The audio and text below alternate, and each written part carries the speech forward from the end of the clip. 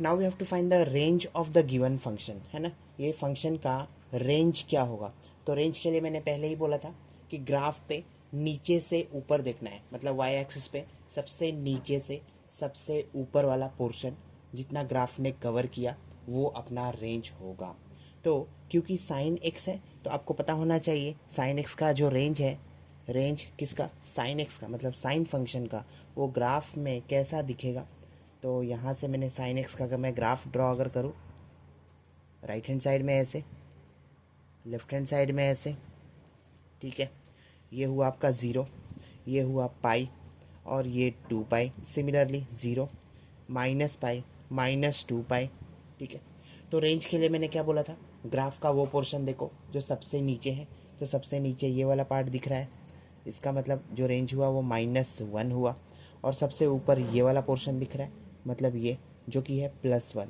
तो रेंज क्या है, -1 से 1, इंक्लूडिंग -1 एंड 1।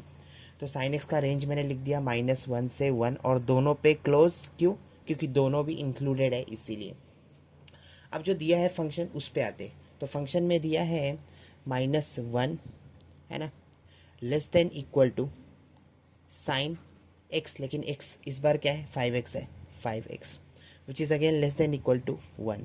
अब मैं इसी को लिख सकता हूँ ऐसे, 1 greater than equal to minus of sine 5x, मतलब ये 1 को अगर मैं ग्रेटर बनाना है तो ये साइन 5x जो हो जाएगा वो निगेटिव हो जाएगा, है ना, और ये जो लेस देन इक्वल टू का साइन है ये चेंज हो जाएगा ग्रेटर देन इक्वल टू में -1 ऐसे। अब क्या दिया है फंक्शन में, तो ये 1 को 7 के साथ अगर हमने ऐड किया तो क्या मिला, 8 मिला, 8 greater than equal to 7 minus sine 5x which is again greater than equal to 7 minus 1।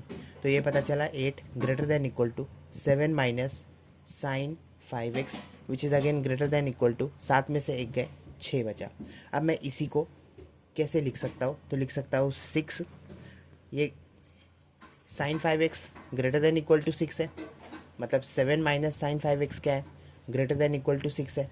तो अब मैं लिखूँगा 6 is less than equal to 7 minus sine 5x, बोलने का मतलब सेम है ना, which is again less than equal to 8। इतना समझा, हाँ। अब मैं इसका रेसिप्रोकल लूँगा ताकि मेरे को ये फंक्शन का रेंज पता चले। तो रेसिप्रोकल लूँगा तो पॉजिटिव नंबर से जब रेसिप्रोकल लेते हैं तो इनइक्वालिटी का जो साइन है वो फ्लिप, मतलब चेंज हो जाता है। सो 1/6 विल बी, यहाँ पे लेस देन इक्वल टू था, अब ग्रेटर देन इक्वल टू हो गया 7, 7 को ऐसे ना लिखो, 1/7 माइनस साइन 5x, ठीक है। अब ये less than equal to change हो गया ग्रेटर देन इक्वल टू 1/8 में। अब ये तो क्या था आपका, तो x था, इसका मतलब 1/6 is greater than equal to f of x which is again greater than equal to 1/8। अब चेक कर लो आपका जो f ऑफ x है किसके बीच में आ रहा है, तो 1/6 से लेके 1/8 के बीच में, इंक्लूडिंग 1/6 एंड 1/8 बोथ। क्यों इंक्लूडिंग, क्योंकि यहाँ पे इक्वल टू का भी तो साइन है, इनइक्वालिटी के साथ, इनइक्वालिटी के साथ इक्वल टू का साइन है। लेकिन क्या आपको पता है सबसे छोटा ये दोनों में से कौन, तो ये, तो पहले इसी को लिखो, तो 1/8 लिखो, उसके बाद 1/6 लिखो, ब्रैकेट कौन सा, ओपन, नहीं क्लोज, क्यों, क्योंकि इनइक्वालिटी का साइन दोनों तरफ है। इसका मतलब range of this given function is 1/8 to 1/6, including 1/8 and 1/6 both, ठीक है। अब किसी ने पूछा 1/8 और 1/6 में बड़ा कौन, तो 1/6 बड़ा, मतलब छोटे से बड़े हम गए। इसका मतलब ऑप्शन सी आपका सही जवाब।